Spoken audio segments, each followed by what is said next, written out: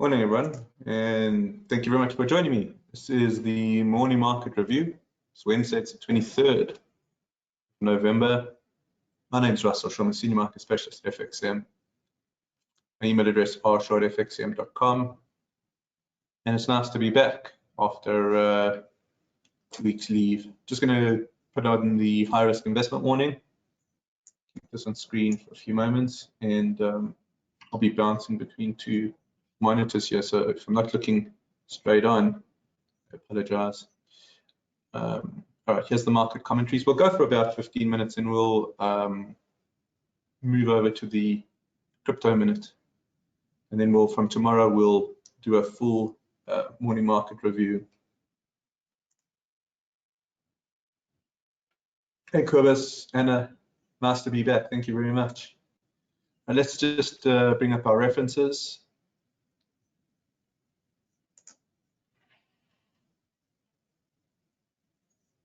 All right, and let's go through the Forex factory first. Just bring that up. So there's a fair amount of red. You can see on the calendar today. A lot of the flash PMIs coming out. So flash PMIs are 80% of the final PMI number.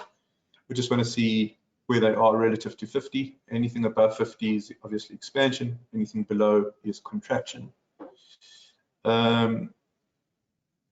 If we go through to the, let's just see US, we can have, right, so this is strange. It's usually on a Friday we see the University of Michigan coming out, but that's that at the moment. I'm going to just go through the Bloomberg email. Just bear with me, I'm going to have this on the other monitor, so I won't be looking directly at the screen.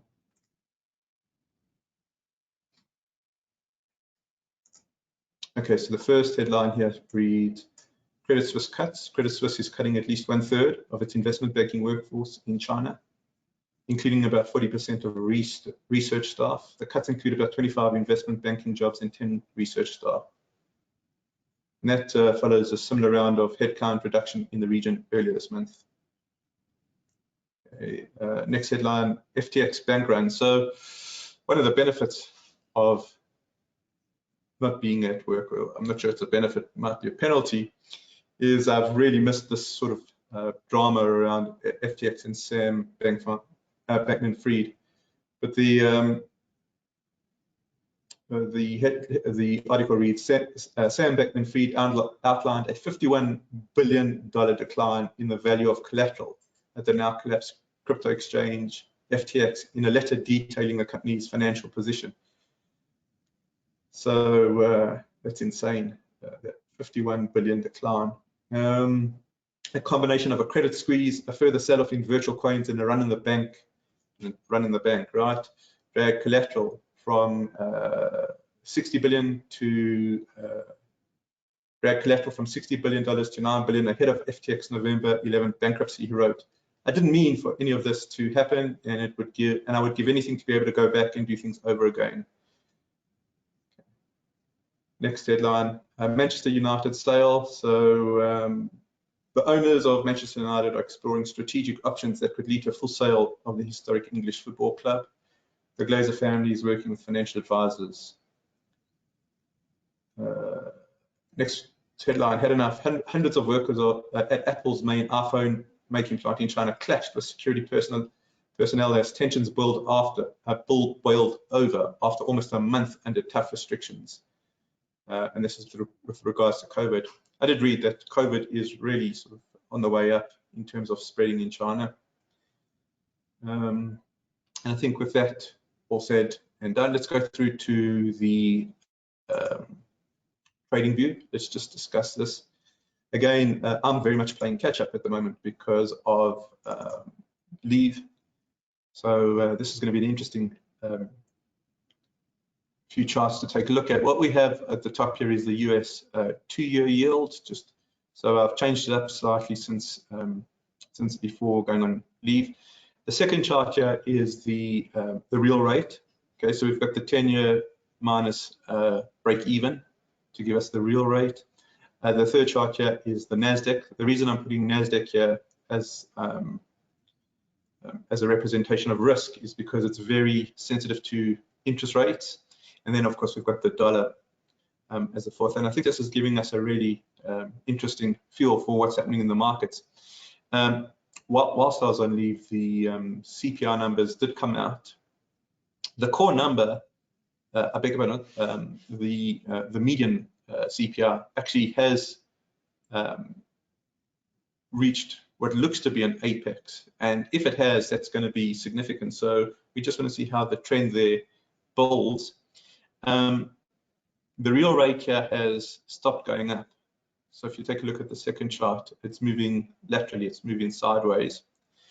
The US 2-year yield is also moving sideways, not quite as at the same degree as the 10-year real.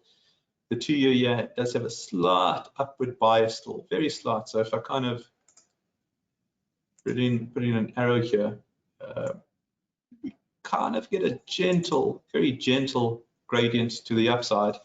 And I think that if we can get another CPI print that shows the median now actually starting to roll over, then that 2-year starts pushing down. As soon as that 2-year starts pushing down, that's when we need to start looking at the COPOC.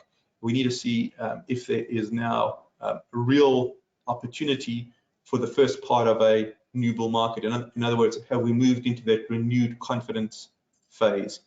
It's still too early to make such a to take that stand, to make that conclusion. But the gradients here in the yields are looking very, very interesting and favorable at the moment. We want to just keep an eye on that. And you can see I've drawn this vertical line here, and the vertical line probably where the rate of change in yields started to show signs of, I guess, moderation, and also the rate of change in the risk market starting to pick up. Take a look at the NASDAQ here.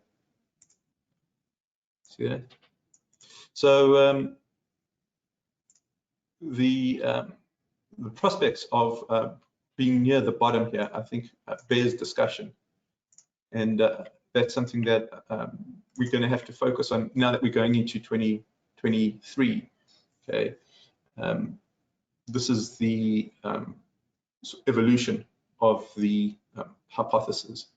Have we now moved to the stage where we can start considering COPOC? And I think we should actually even bring that up. So let's get rid of this, and get rid of this, and get rid of this. Let's bring up NASDAQ here.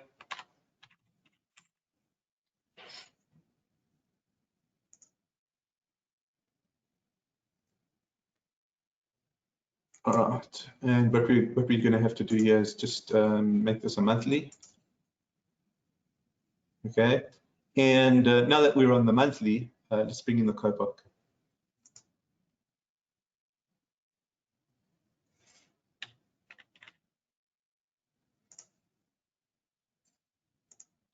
Okay, and what we want to do here is just add in a signal.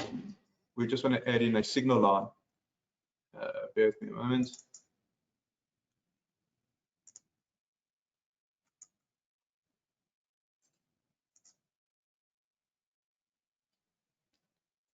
We'll just make it a 3-month exponential.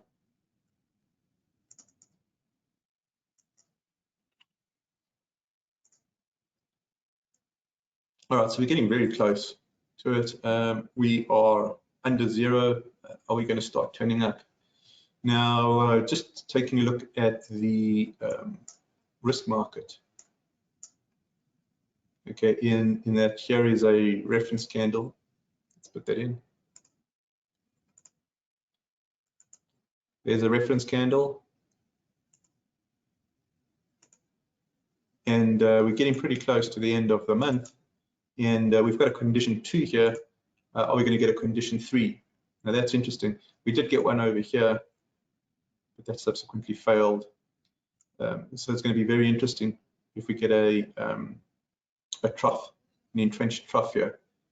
let's keep an eye on that. I think that we are getting to a point where there certainly are bargains out there, good companies at cheap prices. Hey Howard, thank you very much, and great to be back. All right, let's take a look now at some of our charts here. I wanted to bring up the euro. We're looking at this on a weekly basis. Euro now, the downtrend's actually gone. Okay, see that?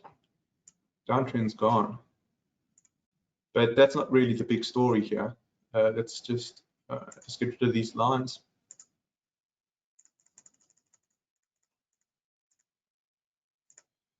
Okay, so that's not the big story. This is the big story. Let's put in some peaks and troughs. Put a trough. And we're on a weekly here, so we're looking at primary trend rise. Peak, right? You guys see where this is going? Higher trough,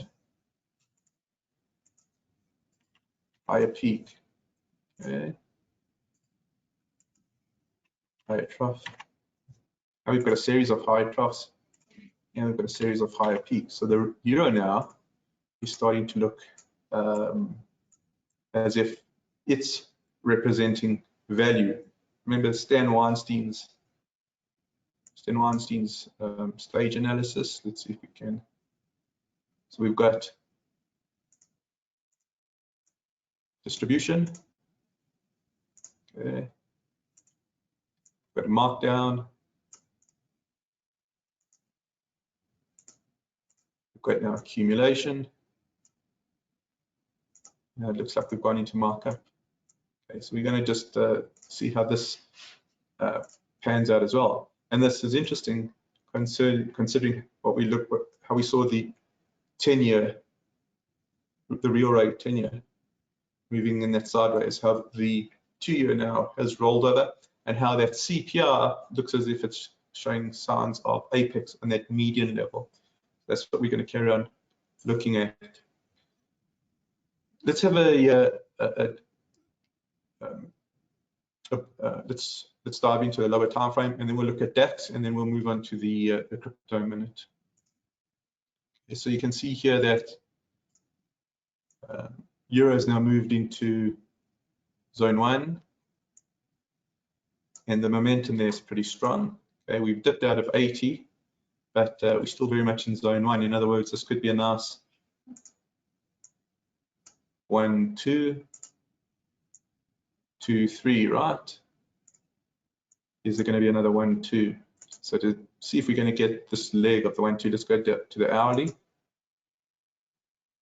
All right, and there was a signal yesterday. There was a signal on the stochastic as well, and a little extra bonus here is that we're showing signs of momentum. Okay, so can we get in here? Well, the idea here is, of course, the longer that the stochastic stays above 80, the greater the probability that this swing has legs. But if there's any sort of pullback to either the central pivot or even the S1, that's a potential buy the dip scenario that's starting to chart. And then we'd go back to are we getting the signals on that? Let's take a look at DAX.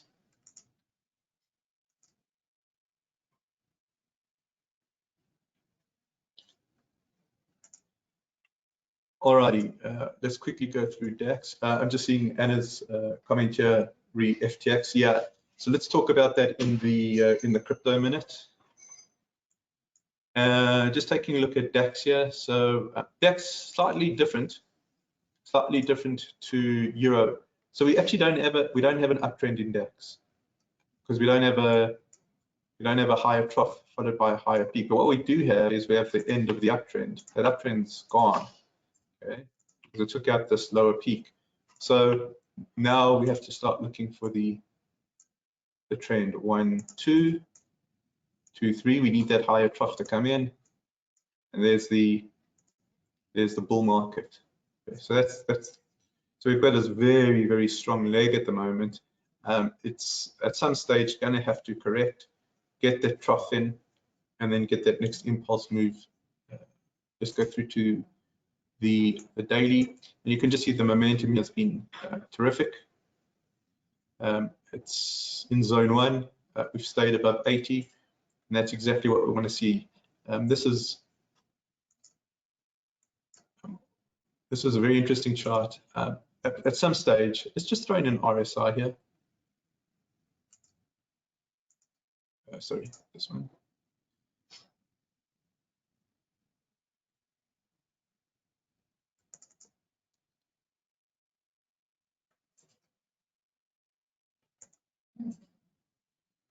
Okay, there still could be some legs before the pullback. We're not even near the overbought on the weekly, right? And then the key here is for today, does the central pivot hold? So there's some decent support here at the central pivot. Take a look at that.